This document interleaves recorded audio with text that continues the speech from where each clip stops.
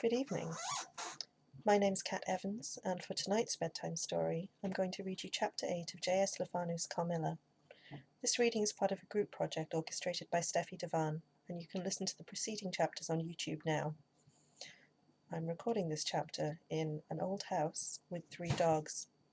Any sound effects are unintentional, incidental, and sincerely apologised for in advance. Now, onto the story. Chapter 8. Search.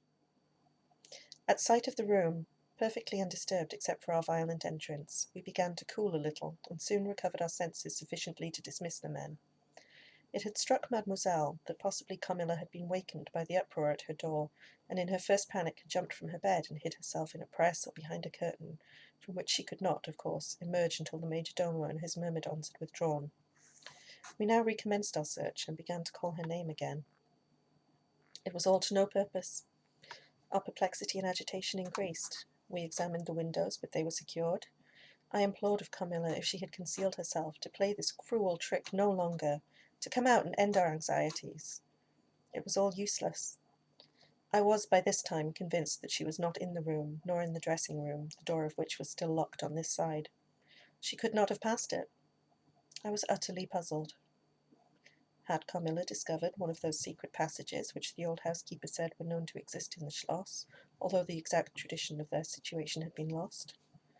A little time would, no doubt, explain all, utterly perplexed as for the present we were. It was past 4 o'clock, and I preferred passing the remaining hours of darkness in Madame's room. Daylight brought no solution of the difficulty. The whole household, with my father at its head, was in a state of agitation next morning. Every part of the chateau was searched. The grounds were explored. No trace of the missing lady could be discovered.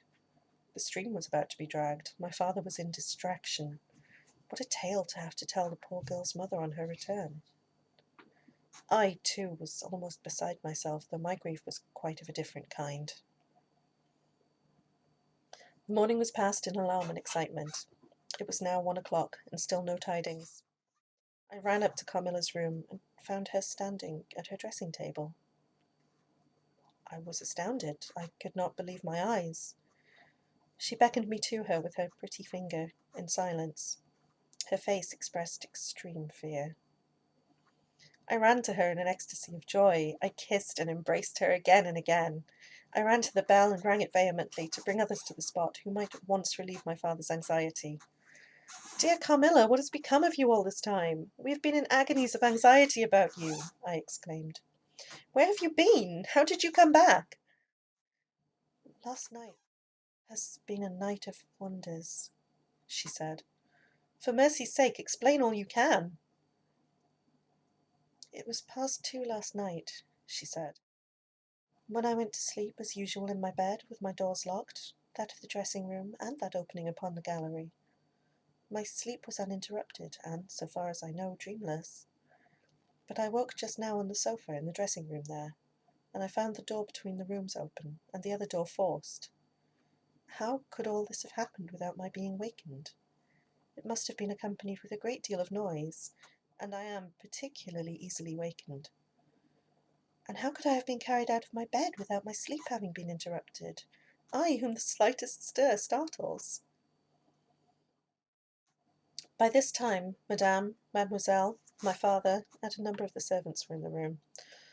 Carmilla was, of course, overwhelmed with inquiries, congratulations, and welcomes. She had but one story to tell, and seemed the least able of all the party to suggest any way of accounting for what had happened. My father took a turn up and down the room, thinking. I saw Carmilla's eye follow him for a moment with a sly, dark glance. When my father had sent the servants away, Mademoiselle having gone in search of a little bottle of valerian and sal volatile, and there being no one now in the room with Carmilla, except my father, Madame, and myself, he came to her thoughtfully, took her hand very kindly, led her to the sofa, and sat down beside her. "Will you forgive me, my dear, if I risk a conjecture and ask a question?" "Who can have a better right?" she said. "Ask what you please, and I will tell you everything. But my story is simply one of bewilderment and darkness. I know absolutely nothing. Put any question you please." But you know, of course, the limitations Mamma has placed me under. Perfectly, my dear child. I need not approach the topics on which she desires our silence. Now, the marvel of last night consists in your having been removed from your bed and your room without being wakened, and this removal having occurred apparently while the windows were still secured and the 2 doors locked upon the inside. I will tell you my theory and ask you a question. Carmilla was leaning on her hand dejectedly. Madame and I were listening breathlessly. Now, my question is this. Have you ever been suspected of walking in your sleep? Never, since I was very young indeed. But you did walk in your sleep when you were young. Yes, I know I did. I have been told so often by my old nurse. My father smiled and nodded. Well, what has happened is this. You got up in your sleep, unlocked the door, not leaving the key as usual in the lock, but taking it out and locking it on the outside. You again took the key out and carried it away with you to some one of the 25 rooms on this floor, or perhaps upstairs or downstairs.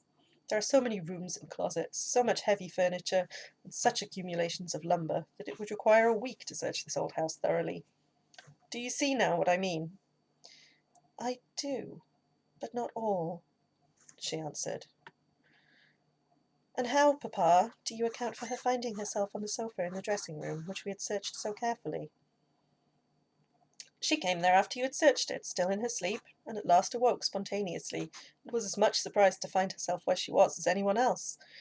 I wish all mysteries were as easily and innocently explained as yours, Carmilla, he said, laughing.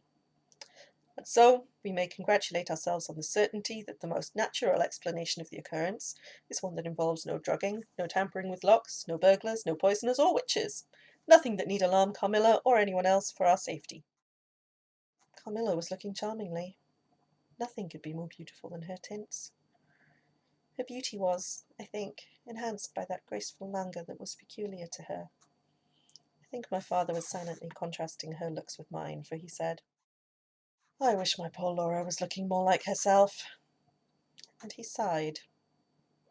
So, our alarms were happily ended, and Carmilla restored to her friends. And so concludes Chapter 8. Tune in tomorrow, listeners, to hear Rachel Judd read you Chapter 9.